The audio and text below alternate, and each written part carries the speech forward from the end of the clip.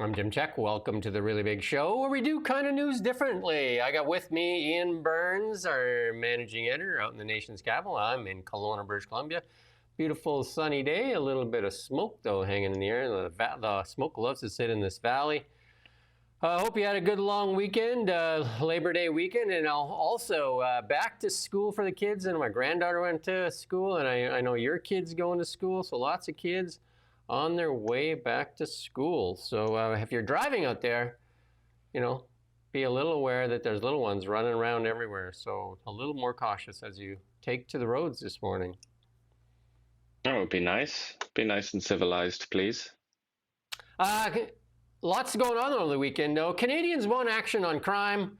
Liberals offer up memes, though. Smith bans porn in schools, but the Liberals at work to confuse on that issue. And it's not Trump's fault, and we need to look in the mirror. NDP self-harm, protests around the world. Media shows its bias. Surprise, surprise. And then I guess the question is, did Elon save the world with X and free speech? All that and a lot more in the Really Big Show. We got lots to talk about, though. And lots of really kind of like political powder kegs as well.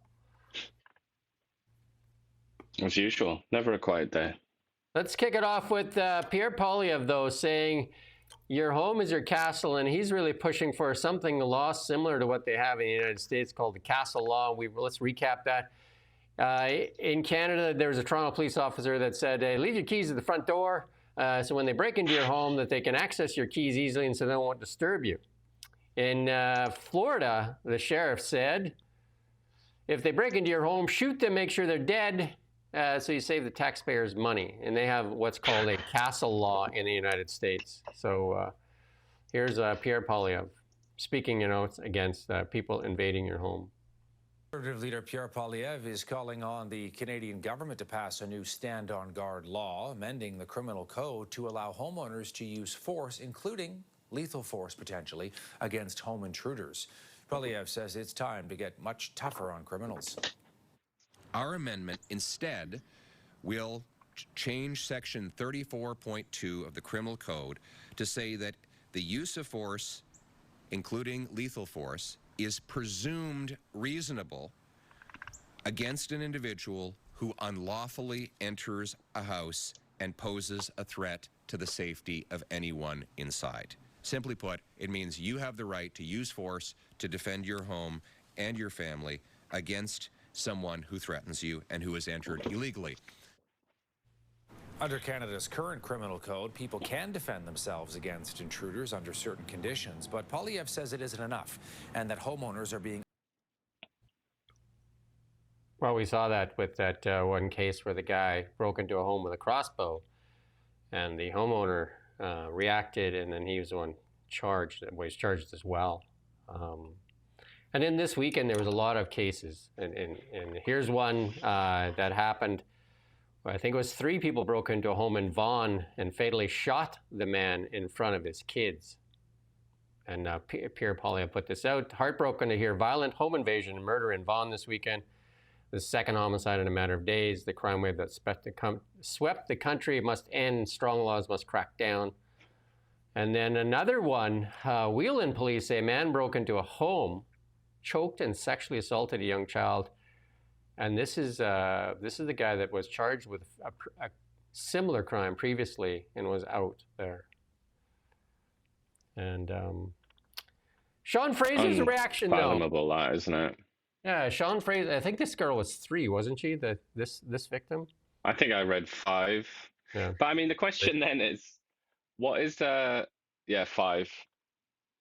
And it says, the police statement is pretty short, but absolutely devastating. While inside the residence, unbeknownst to the parents, their child was sexually assaulted.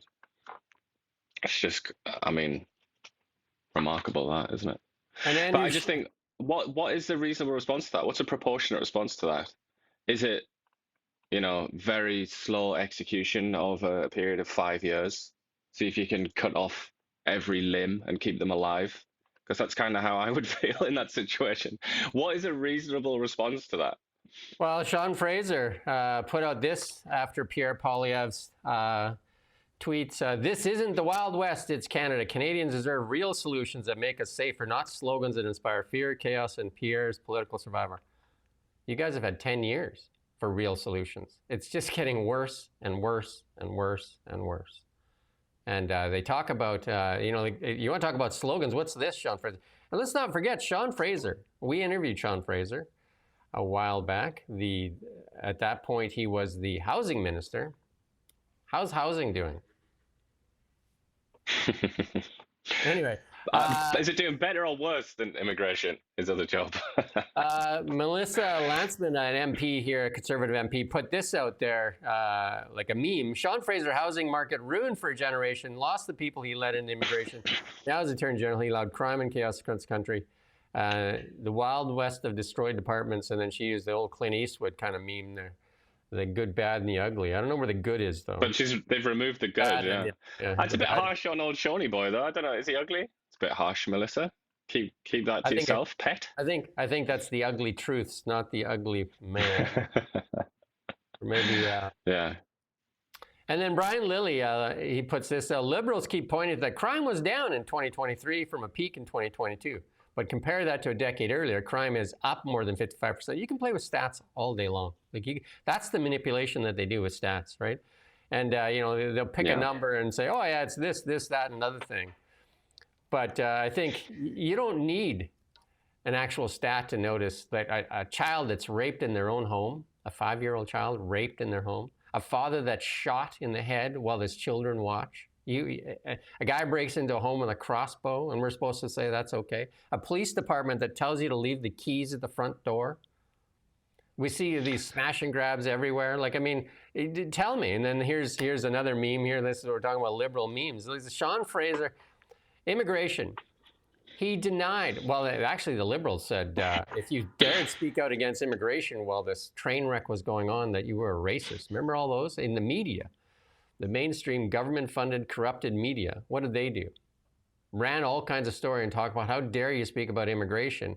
And then when they did highlight things like, escalating rent costs and all that, they never once talked about immigration, did they? Still, I mean, like I was saying last week, got an opinion article that was pushed to everybody's cell phones from CTV, which is like, you save those stories for the best ones, or the most important ones.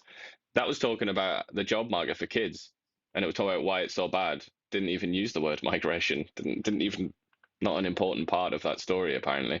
But I must say, in defense of Sean Fraser here, immigration, yeah, he was the immigration minister, but immigration is such a huge issue, and it's really directly under the control of the boss, isn't it? In the case of Sean Fraser, that was Justin Trudeau. So I feel like, yeah, you can criticize him maybe for not making more noise, maybe not resigning or something like that, or trying to push more in the press or even behind the scenes to chill out with immigration. But ultimately, if you want somebody to blame for immigration, it's Justin Trudeau, isn't it? And the sort of upper echelon of the party, whereas Fraser's kind of, a peon in that hierarchy, wasn't he? Well, they're all linked. If you look at it, massive immigration did do what? Destroyed housing, and he became the housing minister. And they, like how rents and housing costs soared in Canada, and then massive immigration leads to more crime. It's a pretty bad. It's a bad run for Sean Fraser, considering he was going to quit politics, wasn't he? He was going to give it all up until Mark Carney came in. All these things, and that's really what our whole show is on today, is all about immigration and what the effects of this massive immigration, out of control immigration, has done to Canadians' well-being, and that includes health crisis, no access to health care, escalating rents, escalating inflation, escalating mortgage, all kinds of stuff, crime. And here's Sean Fraser defending himself in the housing crisis.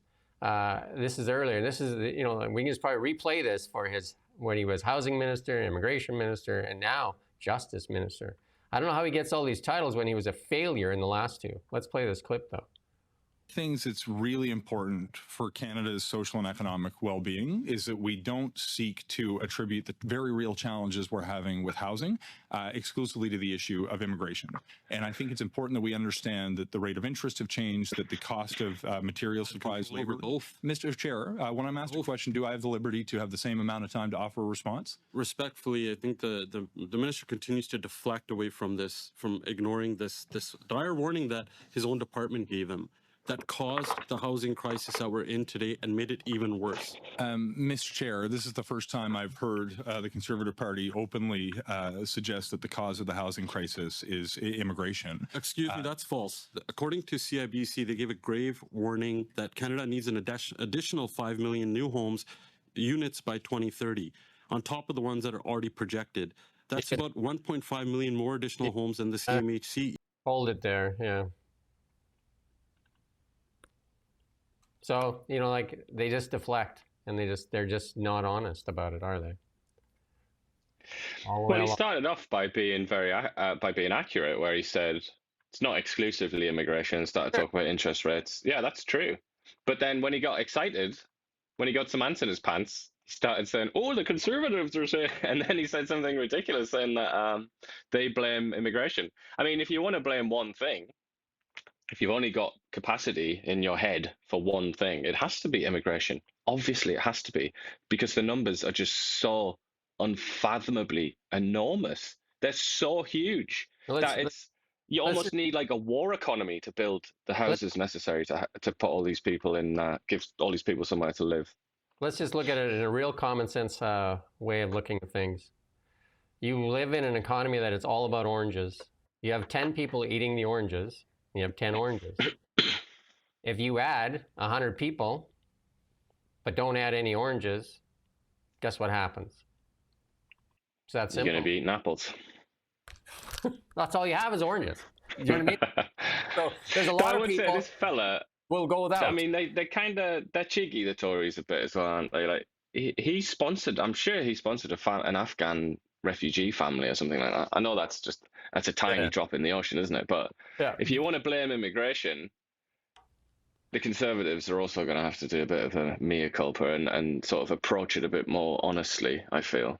Well, I mean, it's common sense, though. We see the numbers. We see the charts. We see everything.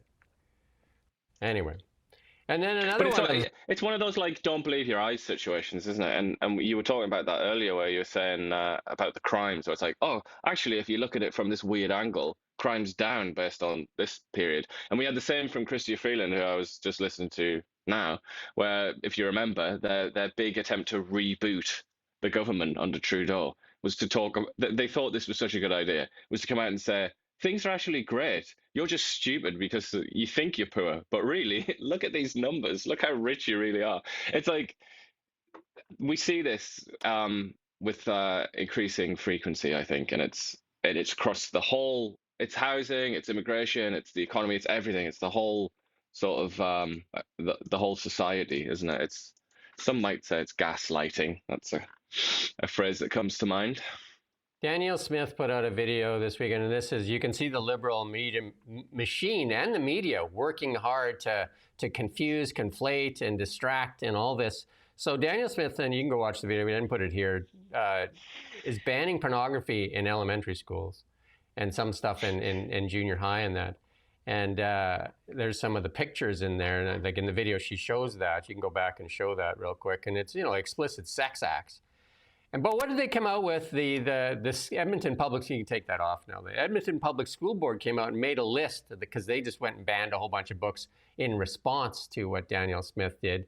And then they said that that's what Danielle Smith was, you can go back to that first thing there, saying that that's what she banned. And then Margaret Atwood wrote a piece. And so the liberal machine is actually going at her and saying she's banning books, when really, I put this on my LinkedIn. Go look at what they're defending. Go look at what they're defending and ask yourself why. Do you want your kids to read that material in elementary school? No. I mean, that list, yeah, she's been blamed for that list, hasn't she? But which is not true. It's not her list. Yeah, exactly. But what's crazy is a lot of people have come out and said, "Oh God, you can't be banning all this great literature." I looked through the list out of curiosity. I quite like a good read now and then, and I was looking at some of those books there, and I was thinking, yeah, actually, *Handmaid's Tale* being the most famous one. Yeah, have you read *Handmaid's Tale*? There's quite a lot of sex in that book. It's about, and it's not actually sex; it's like rape. It's quite graphic, that book. It's not really for little children. But there's also books like *Lolita*. Have you read *Lolita*? I mean, a lot of people were kind of like revealing how poorly read they are, actually, because they were going through this list and they were saying, look at it, like the *Game of Thrones* books, George R. Martin's books. People were pointing because they're on there. Again, have you read those books? Because I have. Exceedingly graphic sex scenes So, in those books, to the but point where it's like big fans of him, of that author, say like, this is just too much. This is just cringe. Do you want to show that to children? And even but Brave New World and books like that, and but 1984, like there are sexual content in these books. So you have to to be think about it clear, before giving it to tiny little children. Like, maybe they should be a little bit older and wiser before they read about such things. Daniel Smith didn't give a list of books. She said get rid of the pornography in elementary school, in the libraries, and junior highs, and then the public Yeah, they school based it board. off something in America, didn't they, Edmonton? And I think they've done it on purpose to try and Exactly. it's to try and wind people up, isn't it? But I mean, that said, though, she didn't do that. But I'm making a different point here, which is like, a lot of people have got this list and said, look at this, they're trying to kill literature, they're trying to make people stupid. But Lolita, when it came out in the 1950s, I think, that was an extremely controversial book. Even then, like, I mean, immensely, and I mean among adults, not kids, adults. Yeah. But the So point for is that, that I I'm mean, why making. would you let a little kid read Lolita? I mean, I just feel like a lot of people don't know what they're talking about in this discussion. Exactly. And Yeah. obviously, they hate Danielle Smith and they see her as this like figurehead of fascism or something, because that's how uneducated they are. But I feel like they reveal their lack of education by getting angry about that list without having read the books on that list. So the better question is, how did this we put this pornography back up here? How did this end up in the public school in the first place? We put that slide back up. How did it end up in there in the first place? What librarian approved that book? Because every book that goes into the library is approved. How did that get approved? That's because, many of our institutions, schools being near the top of the list, But have does been the media captured by extremists and activists who push this kind of thing as being necessary and valuable. does the media focus on that though? Like, how did that book get in there? Where's the attention on how did that book get in there?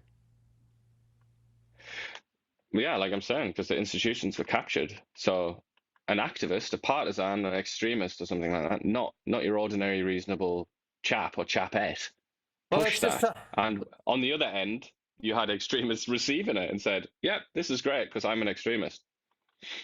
Let's move on, though. You can go read my LinkedIn post if you're so inclined. You can find me on LinkedIn, Jim Check. The big appointment in the new office. This is their heralding. It's a Liberal heralding this new office that they opened, the Major Projects Office. Another bureaucracy opening. I wonder how much she gets paid. Let's not forget that Sky Canada, the doctor there, gets paid almost $400,000 a year to look at the sky, and she has 7 employees to help her look at the sky and answer the phone. Our own Scully and Mulder there, still collecting that money. I'm not sure what she gets, but this lady has a failed past as well. She's she's to oversee the nation building projects, and she was cited for failing in her duties in 2023 federal court case. And that's Dawn Farrell, named Friday as CEO of a major project office. And she never commented publicly on that court case. Carney made no mention of it in praising Farrell for her extensive executive experience.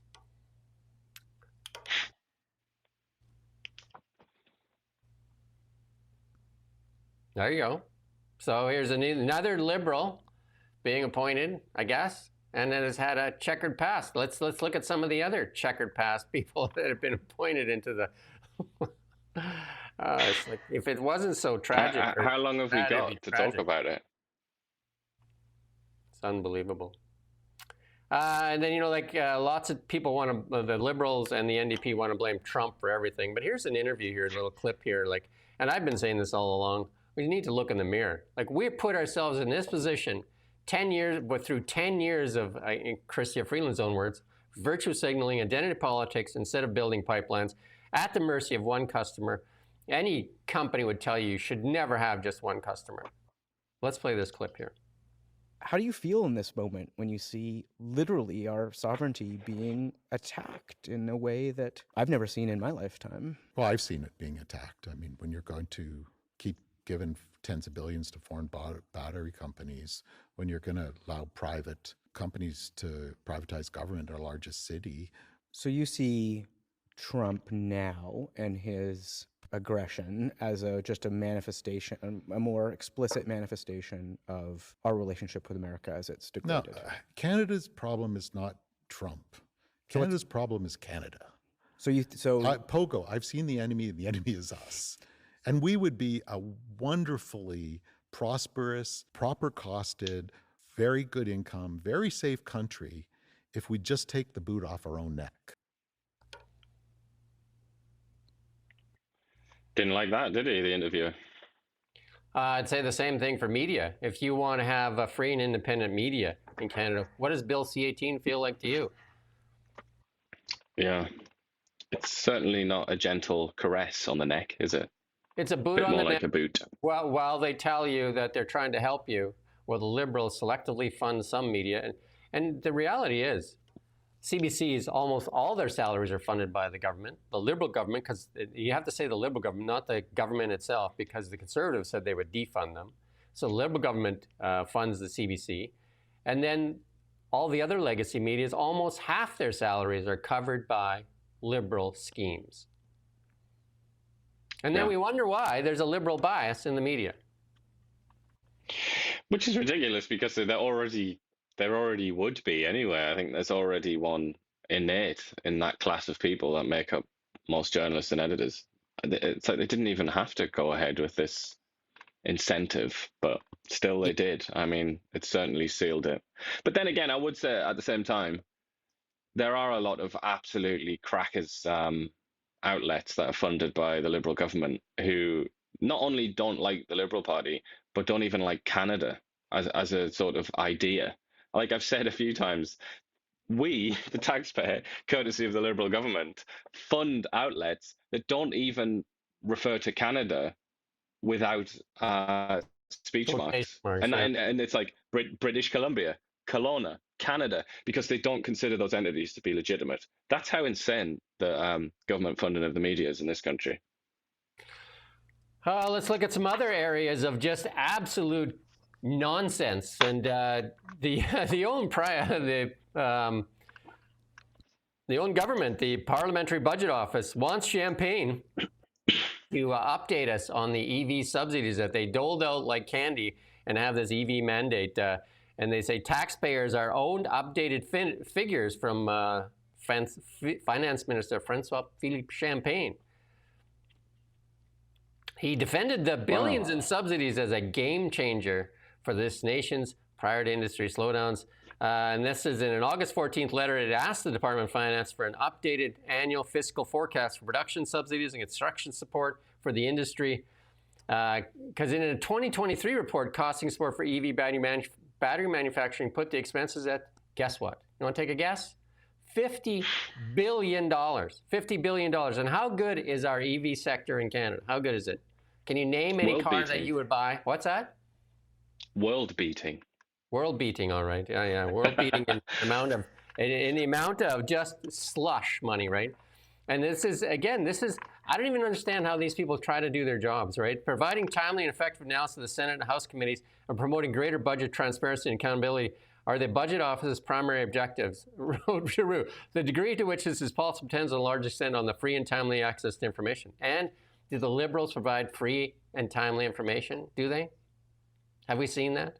Any evidence of that? This is quite a remarkable thing to have occurred, though, that he's come out and said this. Yeah. I mean, this is quite extraordinary. But I would also like to say, what I would love to hear most of all is a defense of this. That's what I want to hear. Because it's easy to condemn this because it's deplorable. This is reprehensible behavior. And we've seen it so many times from the Liberals. It's just not, I mean, to the point where it's almost like it's just boring, isn't it? It's like every day is a story like this, how they've tried to hide things. But what I really want to hear is like a very smart, articulate, and well-considered defense of this, particularly by the people that were convinced that the Liberal Party was the only possible government. It was the only possible solution to Canada's many problems. I really want to know. I really want to know how you defend the Liberal Party's consistent, literally almost like every day, consistent disregard for transparency and the sort of basic principles of democracy. Because usually I can think of an excuse myself, but I can't think of one. I can't play devil's advocate here because it's relentless. So I want people to listen to be transparent. I want people to listen very closely here and then ask yourself, do you pay enough tax? And this is corporate welfare. The Liberal cabinet approved subsidies including $16 billion for a Volkswagen battery factory in St. Thomas, $15 billion for a Stellantis plant in Windsor and Brampton, $322 million for Ford for a battery parts factory, and $1.3 billion for Northvolt in Quebec. And the Northvolt's bankrupt, and I believe Stellantis is pausing. Volkswagen, I don't know where Volkswagen's at right now, but none of them, nothing. They got nothing out of all this. $50 billion. Yes, they did. Oh, well, the Liberals got something out of it, didn't they? We didn't get anything out of it. It's not, I don't think, a coincidence that all those places are rich in votes. So Champagne said, he gave you your answer there. This is a game changer for the nation. He told that to reporters in 2023. 5 years, that's the payback, said Champagne. Okay. What I'm interested in, I mean, obviously, this is another area that they're often criticized. They're spending massive amounts of money on these giant companies, foreign companies, almost exclusively. But I'm interested in how is it okay to spend all this money and then not provide information about the money that you spent and just refuse and just try and hide it and hide everything else and take your time on releasing all the figures. I just don't get it. And the only possible defense that I could think of from a Liberal partisan, is something along the lines of, oh, everybody does that. The Tories would do that as well. Listen to this. So Champagne and his Champagne and Liberal caucus members disputed the budget office figures on the cost and uncertainty of electric batteries, and says we have a vested interest in building electric vehicle supply chain to help increase the economy and fight climate change. And that was from Ryan Turnbull, the Liberal MP.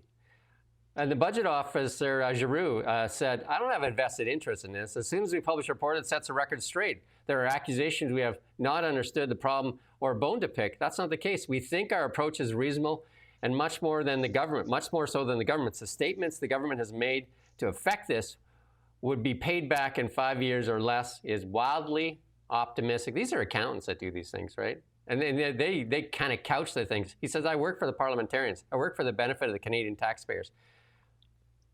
Can the Liberals say the same thing? Can they? I don't know how. They can say it. Yeah, they can definitely say it. And if you think that that's not enough waste, let's go to this one. Also, Justin Trudeau, one of his big programs in the Liberal caucus, the same Liberals, really, said they're going to plant 2 billion trees.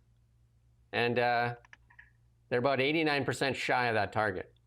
But they did spend $267 million so far. Trees are expensive. Trees are expensive. Apparently. So to date, 228 million trees have been planted, well shy of the target. But the government remains committed. But they, firefighting, mitigation, all that kind of stuff, they just let more trees burn than they plant, though, because, again, in the Nova Scotia fires, what did they say? They said poor government management of the forest. That's from the firefighters union.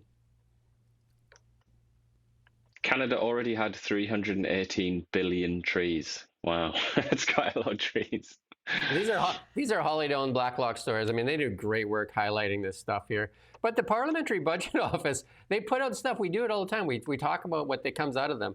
And, because they're accountants, they put out, here's the numbers, here's what we got. And the Liberal government just wants to hide all these numbers. And they defend it with, basically, that EV mandate is basically corporate welfare. And if they were serious about an EV plan, they would welcome Tesla with open arms, but they don't. Tesla's the devil. Tesla's, according to some liberal MPs, he's a Nazi. But here we go. Here's Freeland, like you were just listening to her. She's convening Made in Canada Summit in Hamilton, and it's a one-day summit there, right? Talking about what else? EVs, and the path forward. And anyway, and then Scott Moe feels like the farmers have been sacrificed for the auto manufacturers in Canada here. And he said, mercy of politics, right? Like as Canada continues to endure the consequences of disastrous trade war, again, it's with not just with the United States of America, it's also with China. And one market analyst has estimated the canola farmers lost a collective $800 million. Farmers who are based in the prairies feel like they've been sacrificed to support Eastern Canadian industries. Imagine that. The premiers of both Alberta and Saskatchewan said Liberals should drop their 100% tariffs on Chinese EVs. I mean, if they do that, that's the end of the auto sector for sure. And it's just odd, though, that the farmers have been just thrown to the wolves. Again, like you said many times on this show, not enough votes in Saskatchewan and Alberta make a difference, is there? And they're not even up for grabs. That's the other thing, really. I mean, they don't look at it as there's not many there, and they're all committed Tories, just about. And the ones that aren't Tories tend to be NDP in that neck of the woods, like Saskatchewan, Manitoba, anyway. So they just, it's not. Just like this next story that we're going to do about anti-Semitism, just not enough votes in it for the Liberals to care. Dozens of Liberal MPs, nearly a fifth of the entire caucus, signed a letter calling for more to be done in the face of rising anti-Jewish racism in Canada. It comes after a Jewish woman in her 70s was stabbed in an Ottawa grocery store last month in what police are calling a hate-motivated crime. You just had to watch the way that the Liberal media handled that, though. For the longest time, they wouldn't recognize what happened there. Do you know what I mean? They just even though all of the guy's Facebook posts and everything were immediately all over the internet, and it's those posts seem to suggest that he had a kind of very strange interest in Jews in Israel. The media just crazy. We're going to talk a little bit more about the media. But most of those counter-tariffs orders slapped on U.S. goods earlier this year have now been removed with a few exceptions. And this is the food professor, and he's just showing and outlining how bad this is. Canada's Q2 GDP, negative 1.6. Exports choked by U.S. tariffs. And then the U.S. is a 3.3, showing the tale of two nations, the tale of two economies, one going the right way, one going the wrong way. But what is CTV again? You can't understand CTV, can you? On the weekend, what is their post? What did they put out? They can check this out. The CNN story as well. It's not even their story. But what? So what? How long did the Trudeau the Carney Liberals work before they prorogued government? I mean, so before they went on recess. Was it 6 weeks? It's pretty short period, yeah. And then I don't see that headline. Do you? Where is Mark Carney? Well, today? This is because if we look at this, we try and look at this objectively or what have you. America has a much more diverse media landscape, doesn't it? So they have organizations like CNN, which is a Democratic Party media outlet. They're on this like right away. So if there's a Trump presidency or a Republican presidency, you can look in places like CNN, which are pretty sort of mainstream, and you'll see countless articles that scrutinizing Donald Trump, the presidency, all the rest of it. But and the same is true, obviously. Fox News will support the Republicans and attack the Democrats. Whereas in Canada, pretty much you have CTV, maybe Global, but they're kind of not much of anything, are they? And CBC, who all basically support the Liberal Party, come rain or shine. It's not like you can. It's not like there's any sort of diversity or sort of pluralism in the Canadian media landscape. It's just all basically, the Liberals are probably right, and the Tories are probably racist or something like that. It's just a bit sort of it relegates this country in terms of its democratic strength. I think the sort of democratic vitality of this country is seriously damaged by this. Just like the economic vitality of this country is damaged by having cartels in groceries and cell phones and stuff like that. You know what's even more clownish about this post is Trump, I don't think he only sleeps 5 hours a day, and he works like all the time. And then I think he goes to the golf course. Biden was on vacation almost half the time when he was in the White House. And you wouldn't see this from CNN at the time. It's just bloody clownish. Anyway, moving on. I mean, Fox News were pointing that out all the time. Yeah. Credit to them. And so, like, the American landscape, you can actually hear about it. You know, there's something going on. Yeah. Whereas in Canada, it's just not the same, is it? We don't have the same diversity, and we desperately need it. You and I, like pit bulls.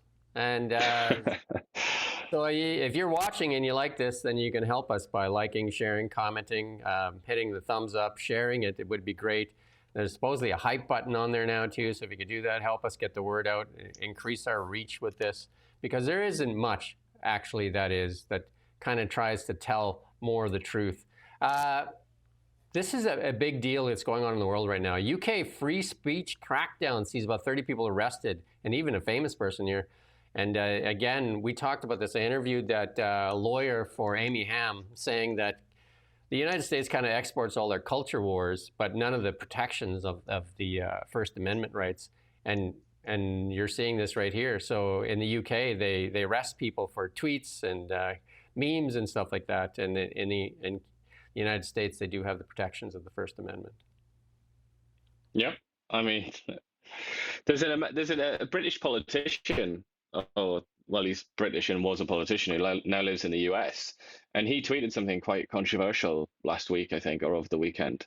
And right away, his political opponents are coming out saying, like, arrest him, charge him, like, send round the police. And then he's responding saying, actually, I live in the US, so, you know, that's not going to work out well for you, kind of. It just sort of highlights how strange this situation is, though. But I mean, that is the best way to look at it.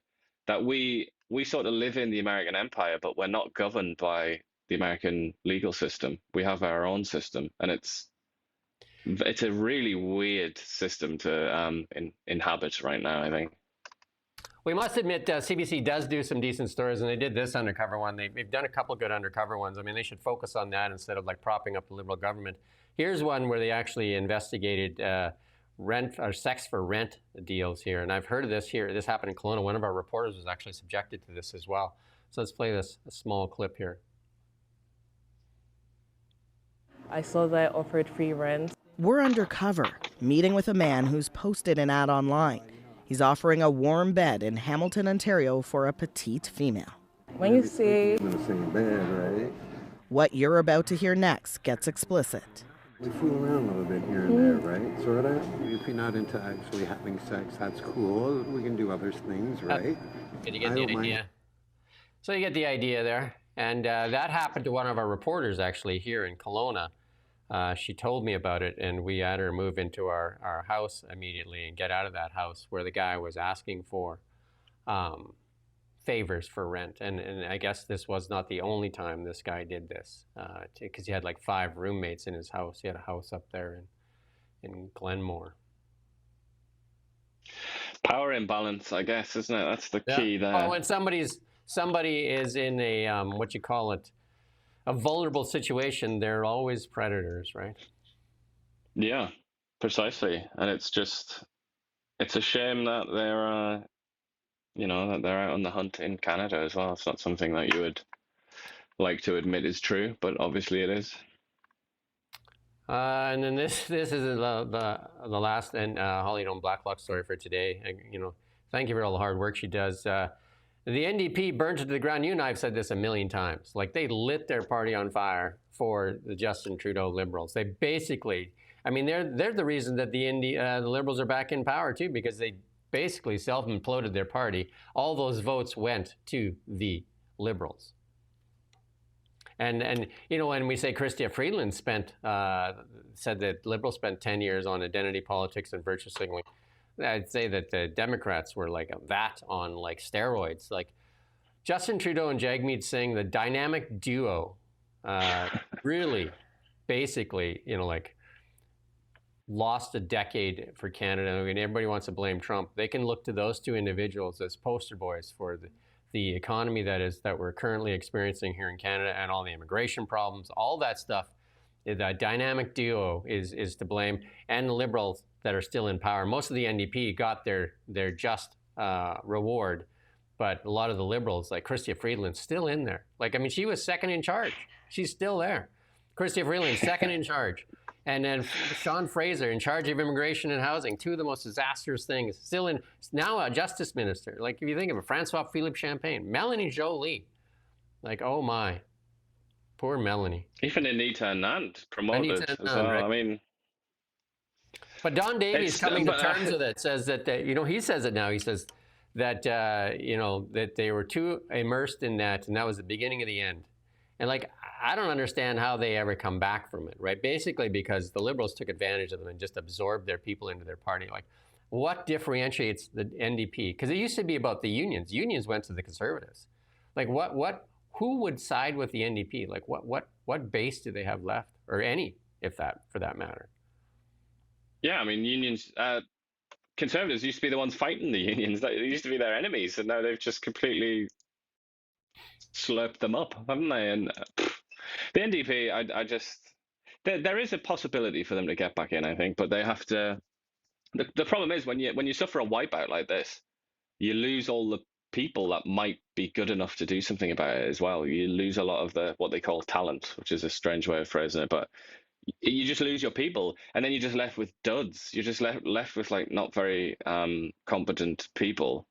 So if they have someone in there that's good enough, they can find a way back in, I think, and that is by highlighting the Liberals, you know, that they're run by an ex-banker, and that they're like, you know, talk about how they're sort of the capitalist party or something like that. That might get them a way back in, but I don't know.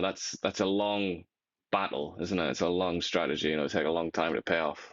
Speaking of unions, the BC General Employees Union is starting some job action on Tuesday here. And they said they'll be walking picket lines in Victoria, PG, and Surrey. And they have about 34,000 members in British Columbia. And they issued a 72-hour strike notice. And they said the government's current offer does not meet the urgency of this crisis. So again, government employees make more money than most people in private sector, but obviously never enough. So there you go. And extra job security, extra benefits, all the rest of that good stuff. But I mean, I can understand why they would do it. It's wage stagnation has been catastrophic in Canada for many years now. But still, it's the question is kind of, they are some of the better off workers, and there are lots of workers that can't do that. Maybe the private sector should go on strike and demand lower taxes. Or maybe the taxpayers should, yeah. But the problem is with the private sector, as usual, they have to go out and make all the money and all the rest of it, but they also have to take all the risk. Yeah. And at a time like this, people are they're worried, aren't they? So it's hard to organize strikes in that context. I mean, at some point, there has to be some kind of a conversation about why it's always the safest and most pampered workers that tend to strike. I mean, you'd think it would be the ones who are most at risk, wouldn't you? You'd think it'd be the ones who are living in the most precarious situation, like Uber drivers and things like that, but it's never them that strike. Lots of protests going on around the world here. Here's a small clip here. You're not going to see this on most of the mainstream media, but let's play the small clip here.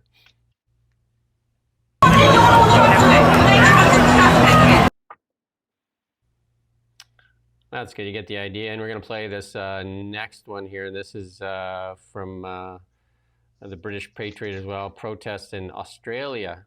I'm going to play this small clip here from Australia. And then CBC. And this is what CBC has to say about it. Ready? Like, this is what CBC has to say about it. Let's play this clip. In a second here. Over to Sydney, or rather to Australia now, where thousands took to the streets today in nationwide rallies to protest against immigration. Demonstrations were mostly peaceful, but scuffles broke out at gatherings in Adelaide and Melbourne. The Australian government has condemned the protests, saying they spread hate and are tied to far-right groups. Journalist Phil Mercer is in Sydney for us. Phil, good to see you. So what's the latest there? That's good. Stop there. Spreading hate. You can't protest on the out-of-control immigration policies in many of these nations that are similar to Canada because you are labeled as a far-right extremist.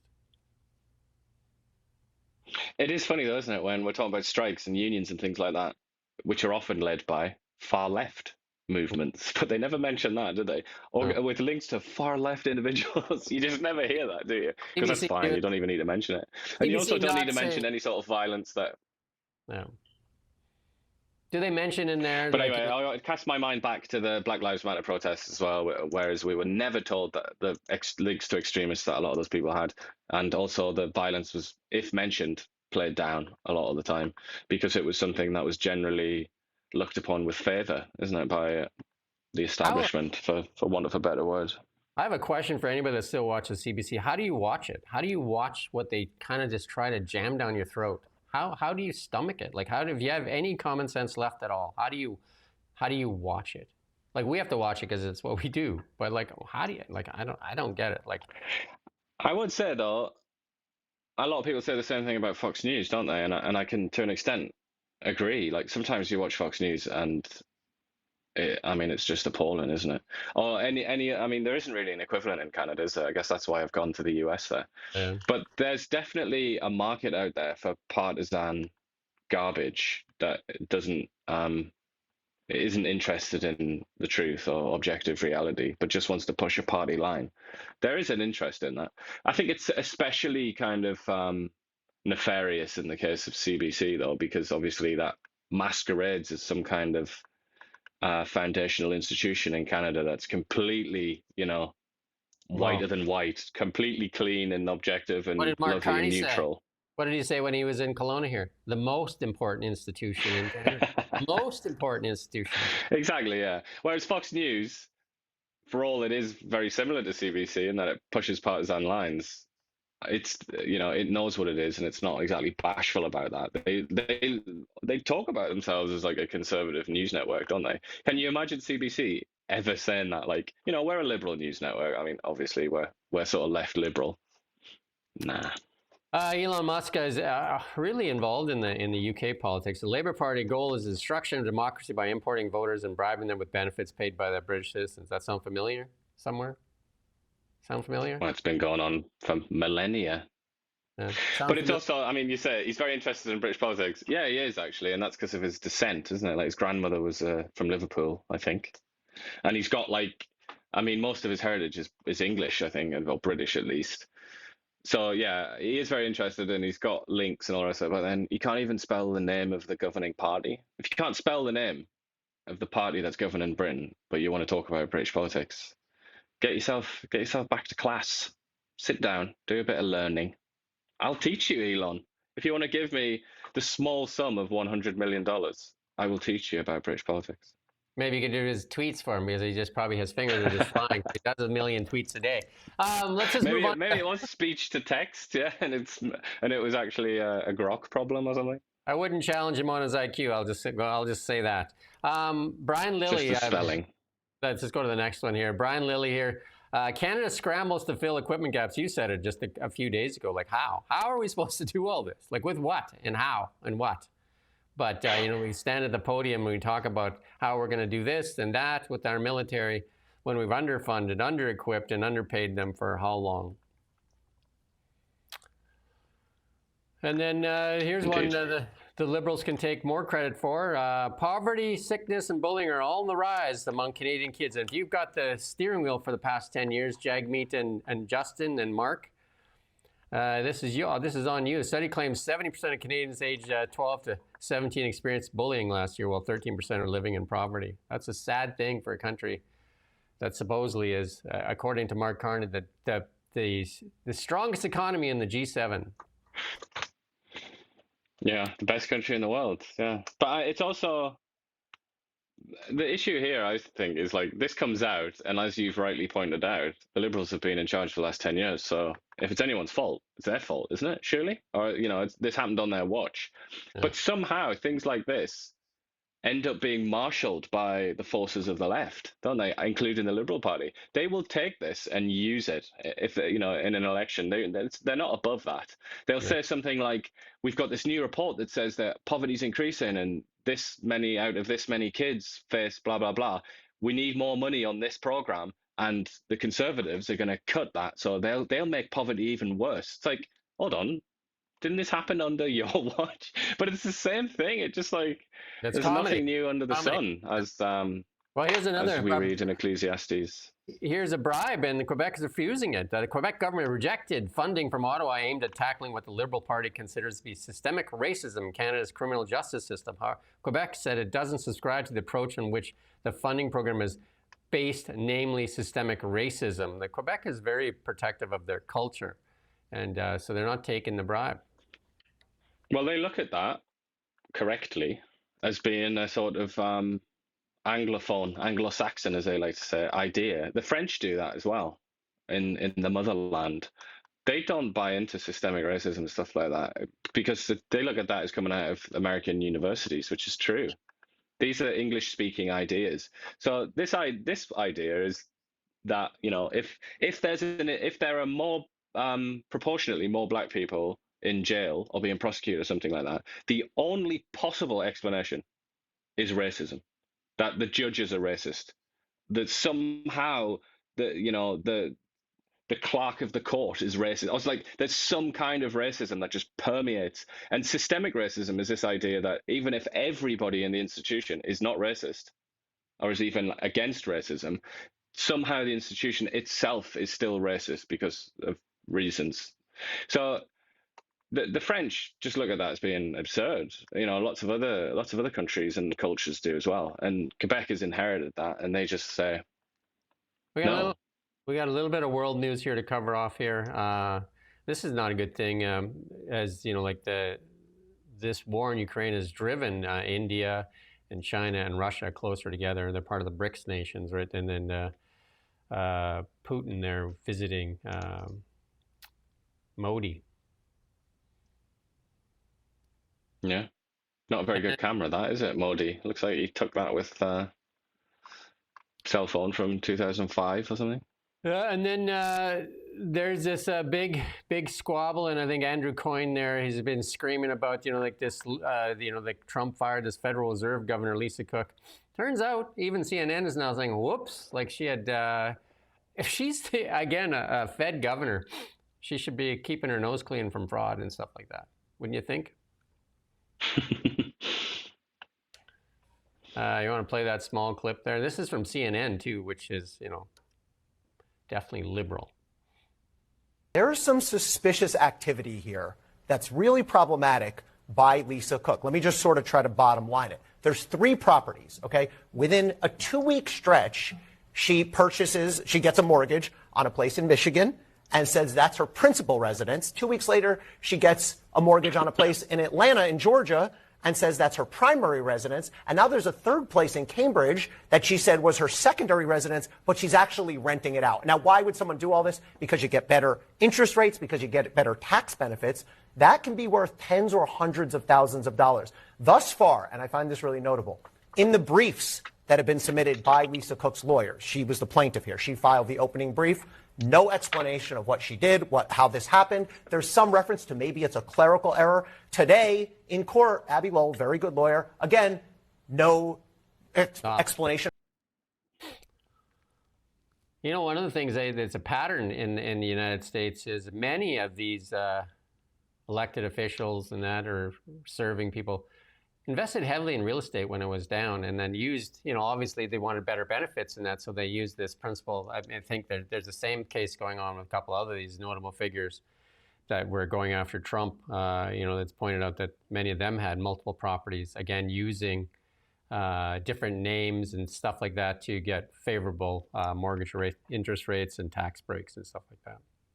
The exact same thing, almost eerily similar, is going on in England right now with the Deputy Prime Minister.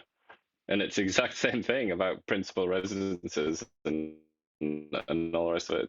It's quite interesting. And here you go. Here's the Globe and Mail jumping in there too. Thousands in Australia rally against immigration. Government links them to neo-Nazis. Got to get that word in there. Can't touch it. It's called guilt by association, if anybody was wondering what that fallacy is. Yeah, and then as practiced by our dear former leader Justin Trudeau when they were protesting in Ottawa, and suddenly they were all Nazis and misogynists and stuff. Don't bother joining them or sympathizing with them, because they're Nazis. They're literally goose-stepping around and hailing Hitler. So there's a picture here, and there's about 500,000 neo-Nazis in Australia right now. How did they not know about Bit of that? a crisis, that, isn't it? You'd think. How did they not know about all these neo-Nazis earlier? And but Elon then you Musk, wonder. I mean, these people scratch their chins and they wonder, like on the liberal left, let's say in the case of Australia, and they wonder like why people losing faith in institutions? Like, why is our democracy struggling so much? It's like, damn, we've got to save democracy. And then in the next breath, there's a massive protest, and they say neo-Nazis. They're all just Nazis. Don't worry about it. I mean, that's not how you run a democracy. If you're wondering, Australian establishment, that's not how democracy works. And you're not going to have a population that believes in democracy if you every time the people protest, you just call them Nazis. and then Elon Musk points this out. X is the media now. He's been saying that forever, because you are the media now. Because, I mean, really, if you look at some of the media propaganda that goes out there, I mean, I look on X, and you can see, usually you can see somewhere in there, there's a lot of stuff that at least contradicts what they're saying, and then you use your own eyes and ears, and you say, what the heck? And then here it is. I'm sure you know this man. Father Ted creator Graham Lineman was arrested by 5 armed police for 3 trans tweets. Like 5 armed police. Well, you got to love the UK. They got cops for that. And that's in there. He had to go to hospital. He said his blood pressure was high or something, and he blamed it on that. So that's with the IV there. That's what that picture is. So they got lots of cops for that. Not much for when people get attacked there. So, you know. Lots of cops for that. I mean, it's just with England, it's one of my friends is writing who lives in England. He's writing a book about free speech, and challenges to freedom of speech in England, and he's almost given up. He's so frustrated because he started writing it a few years ago, and it's like every single day, his book is like rendered out of date. It's almost like in a way it's like one of the worst times. It's one of the worst and best times to write a book about freedom of speech, because every day there's a new law. I mean, it's just, and it's legislation. You know, you get people like ministers will come out and say, "Oh no, I don't agree with this," or something like this. But the legislation is quite easy to point to. You know, it's like the Online Safety Act and things like that. It's reasonably easy to point to it and say, all right, just change that law then. But they never do. And so we just keep getting these increasingly absurd stories. Let's skip to this Elon Musk one here, where he says it's J.K. Rowling's tweet there, where she says what's happened in the UK, and Elon Musk's response is police state. And this if you're getting that one, no, next one. We're gonna leave that. Next, yeah, you missed it. Yeah, it's okay. Yeah, Ben, this one here, you got to go watch this yourself. And this is again CNN. You got to watch this clip here. Benny Johnson put it up there, and this is you got to go watch it yourself, because it's worth your time to watch and see how she tries to twist a narrative. I'm gonna play it. It's like 6 minutes long, but you can go find it. And it's Gorka there, Sebastian Gorka. He calls her out and shuts her down there, where she tries to mislead there. CNN great at that. And here's Harman Bangu says, again, we'll just put the tweet up for a sec because we've got to move on here. But again, we're going to get to some brighter stuff here, because we can't just all talk about despair.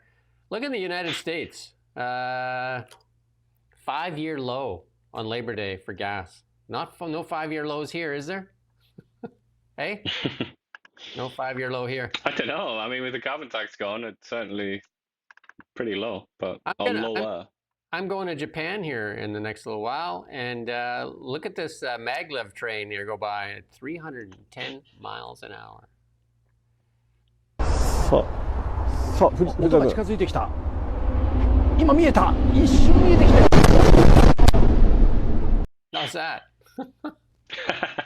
I love the reaction there. He's like, wow. Yeah, that's good. And then we got a couple memes, and we're going to have some hope here at the end. We're going to play some hope here at the end. But here's a meme. Mark Carney says he won't remove tampons from the male washrooms, because Justin might come back. He's not taking command of his space there, is he, in that photograph?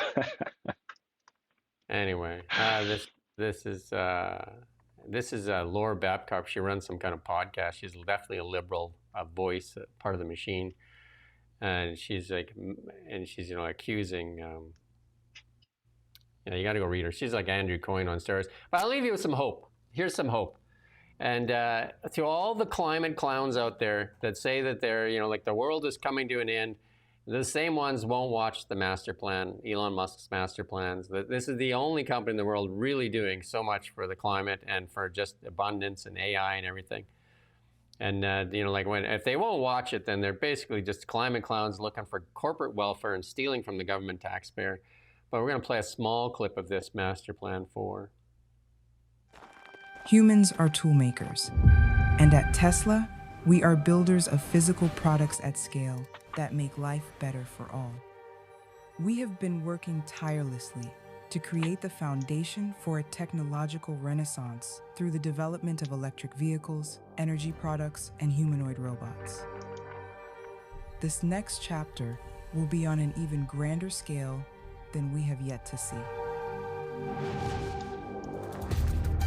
We are building the products and services that bring AI into the physical world. We are combining our manufacturing capabilities with our autonomous prowess to accelerate global prosperity. That's good. You can go watch that whole thing if you're so inclined. But again, if people are screaming at you about climate change and EV mandates and that, and they don't want to listen or look at what Tesla's doing, then they're just it's just nonsensical. One of the many contradictions and hypocrisies evident, I think, in that debate about climate. Tesla is clearly leading in so many different fields, and he has Canadian roots, and yet some of the liberal MPs, I shouldn't say all of them, some of the liberal MPs have labeled him a Nazi. And they like to pull that word out when they don't like somebody.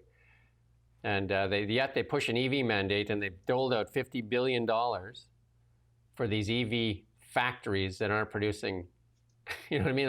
Even the GM one, the Bright Drop, closed, shut down, because they can't sell the vans. I still find it so strange that they call them Nazis, I must say. I've never met a Nazi myself. Have you ever met a Nazi? Well, there's 500,000 in Australia right now. Yeah, I need to go to Australia and interview these Nazis.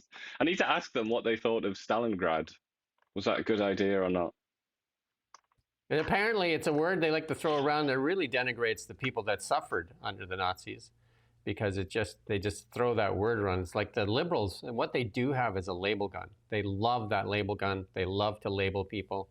And they're the same people that will screech at the same time. I just listened to that Laura Babcock. She was screeching there and says, how dare Pierre Poilievre criticize Mark Carney at a time like this? We need unity. Lady, his job is to be the critic. He's the opposition critic. And at the same time, you're saying there should be no criticism. What are you doing? You're criticizing Pierre Poilievre. It's just they have no self-awareness, none, zero. But again, all throughout history, you learn all the time. You constantly stumble upon this exact phenomenon where critics, people that want to scrutinize power, are attacked by power itself, but also by the people that hang on to power, by the supporters of power. And it's in every era, Roman Empire, anything you want, it's always been the case. And here we are in the year of our Lord 2025, and it's still going on. The only way we're going to get better Canada is we free the media. We absolutely free the media from government intervention. And I'm actually going to do an interview here in the next 10:30. I have a guy on from Open Media talking about Bill C-18, how it cripples media in Canada. It's crippled us. They've taken away our audience of 200,000. So if you could help us share this, if you're interested in this, one person here wrote that the English guy is based. No wonder he doesn't live in England anymore. Don't think anyone's ever called me based before. That's a big compliment. There you go. Help us share this. Help us get the message out. Share, like, hit subscribe, whatever you want to, whatever you can do to help us spread the word. Because it's not going to change if we continue to have government-funded media just propping up this government and not holding it to account. They get away with all this because they're not held to account. Even the Parliamentary Budget Office is trying. How many outlets? Go look today and see how many mainstream outlets, CTV and CBC, run the Parliamentary Budget Office report there on the wasted money and the EV mandates. Okay? Go see how many of them run that story. How many do you think are going to run that? Or maybe they'll contextualize it and somehow reveal the Nazi sympathies of the PBR. $50 billion. And yet, I guarantee you're not going to find that in there. We've done how many stories where she highlights stuff, and how many of them make it into mainstream media? What makes it in there is Trump's playing golf. You want to compare the work ethic of Trump versus Carney? I don't think you want to do that, liberals. I don't think you want to play that game. Anyway. Does Carney even play golf? No idea.